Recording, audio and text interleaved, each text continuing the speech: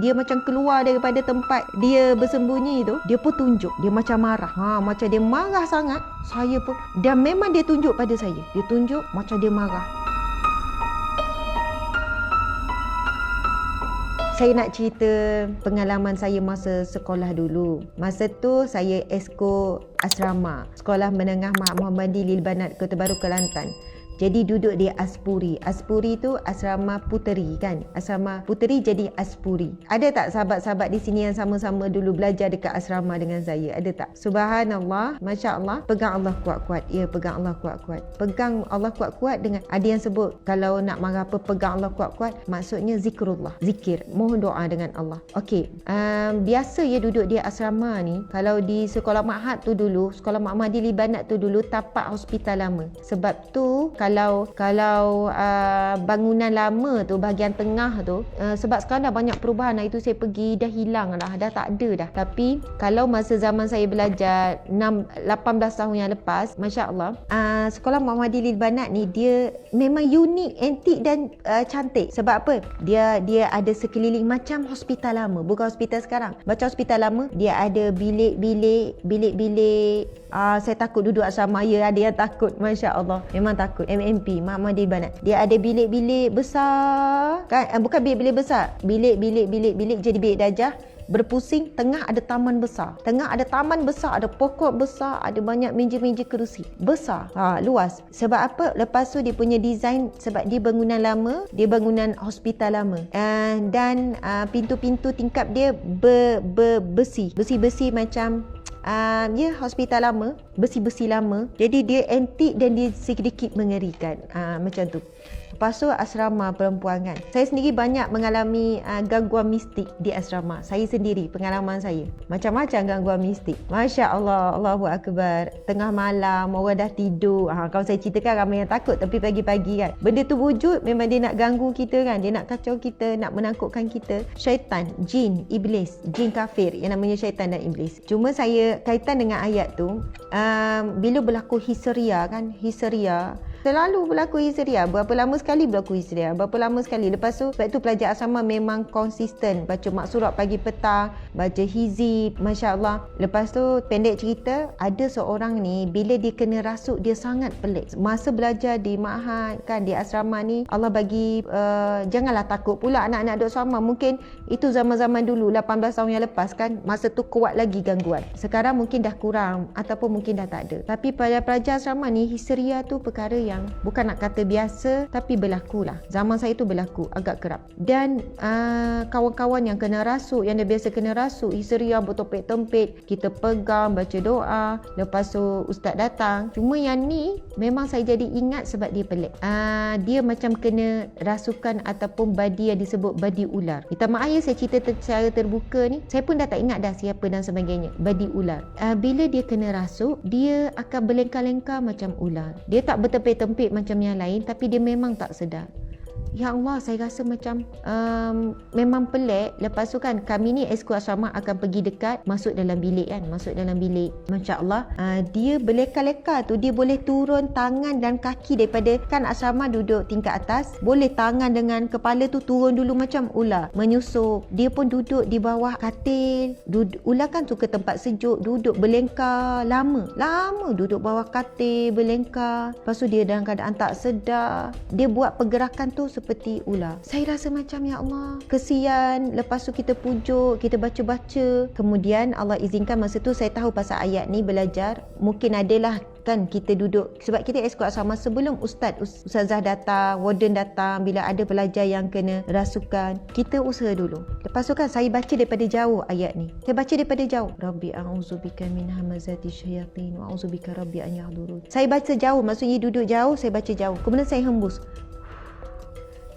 Maksudnya orang sebelah saya pun tak dengar saya baca. Saya baca perlahan je sebab saya pun takut. Kita takut. Kita pun terkesima tengok kan kawan-kawan kita. Kita baca dia jauh je. Rabbi a'udzubika min hamazati syayatin wa a'udzubika rabbi an yahdurun. Kita pun hembus jauh. Tapi Masya Allah, masa tu dia macam keluar daripada tempat dia bersembunyi tu, dia pun tunjuk. Dia macam marah.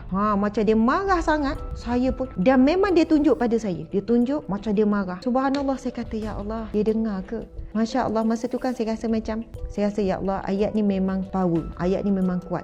Istilahnya power mungkin tak tepat. Ayat ni adalah ayat yang mana syaitan pun tak boleh dekat. Kita mohon perlindungan daripada syaitan pun tak mendekat. Lepas tu datanglah ustaz kan, datang ustazah, warden, baca-baca, lepas tu dia sedar. Biasanya orang yang kena rasuk lepas sedar dia kepenatan, muka dia pun kita nampak lain. Kalau tak sebelum tu tenaga nak pegang menggelupur tu macam pelik tenaga, sampai 4 orang pegang pun kita tak boleh nak pegang dia. 4 orang 5 orang pun. Padahalnya kalau ikutkan normal memang tak. Jadi tuan-puan dimati Allah sekalian, kadang-kadang gangguan itu berlaku banyak faktor lah. Kelemahan diri kita sendiri, mungkin ada perkara maksiat yang kita lakukan, dan ada juga kerana bukan sebab diri sendiri, ada kerana tempat itu keras, ada gangguan jin iblis rumah dia marah, yang dipilih mana-mana pelajar yang mana dia nak duduk, dia nak masuk dan sebagainya. Jadi itu semuanya ujian daripada Allah. Kemudian kisah yang kedua, masa saya belajar di mana? Belajar di selepas tu kan kita belajar masa tu di Kuza. Pun jadi esko, jadi MPP kan. Masa tu minggu orientasi.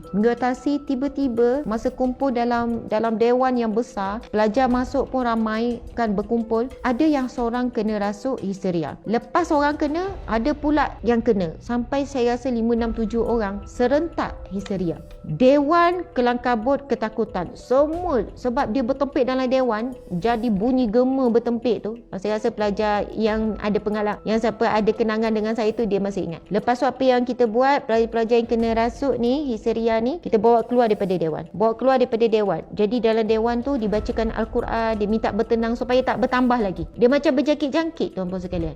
Suasana tu saya masih terbayang. Dah lah waktu malam kan. Lepas tu kita bawa pergi keluar. Duduk dekat luar, sana bertempik, sini bertempik, sana bertempik, sini bertempik. Lepas tu saya ni pun macam mana nak buat, yang ni baca ayat kursi macam mana ni, kelang kabut sebab malam program kan. Jadi ustazah pensyarah tu tak ada. Sementara nak tunggu datang orang yang boleh rawat, mungkin ada pensyarah yang boleh rawat, boleh ruqyah. Masa tu saya duduk dekat salah seorang yang sedang menggelupur ni, sebab orang perempuan lah kena pegang. Sebab apa, aurat orang yang sedang histeria ni kan, dia buka ni, dia menggelupur, jadi ada pegang kaki ni, ada yang baca ayat kursi. Saya pun baca ayat kursi, tak jadi-jadi, baca ni tak jadi-jadi. Saya kata Masya Allah, macam mana ni kan, dah malu ni, dia dah buka aurat ni kan dan sebagainya. Ada yang tutup supaya lelaki tak nampak. Kemudian saya terima satu helai kertas yang saya tak tahu siapa yang bagi. Ada yang macam cuit, dia kata Asma baca ni. Lepas tu saya pun buka kertas, saya pun tengok doa ni.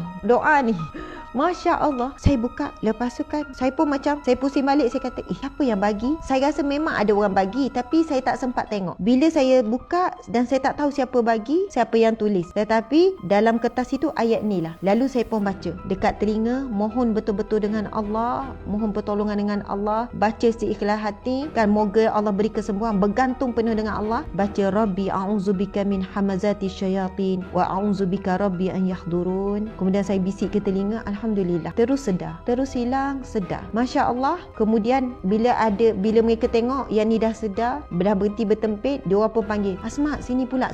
Sama juga saya baca ayat ni, Rabbi a'udzubika min hamazati syayatin wa a'udzubika Rabbi an yahdurun. Subhanallah. Pun alhamdulillah dengan izin Allah, yang tu pun sedar. Begitulah seterusnya. Tuan-puan sekalian, sebenarnya bukan saya yang hebat, saya bijak, tak. Mungkin ketika itu tahap kebergantungan kepada Allah tinggi. Sebab ceritanya lepas tu kan, bila berlaku lagi histeria, orang panggil saya baca ayat tu, tak jadi pula.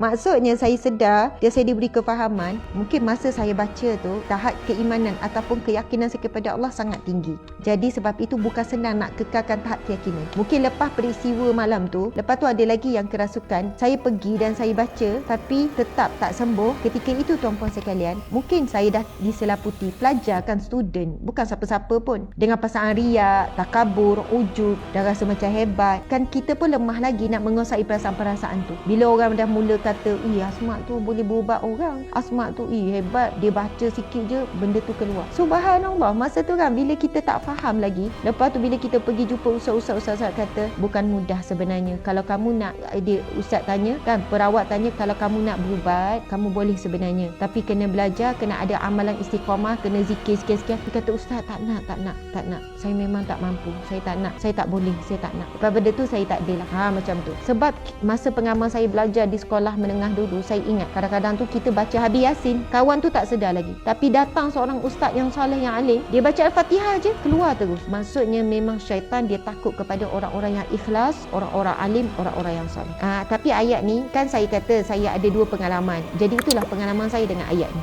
Jadi tuan-puan sekalian, ini firman Allah, kita jangan guna cara yang salah, dan insya-Allah tak cara yang salah lah, sebab memang dia jelas.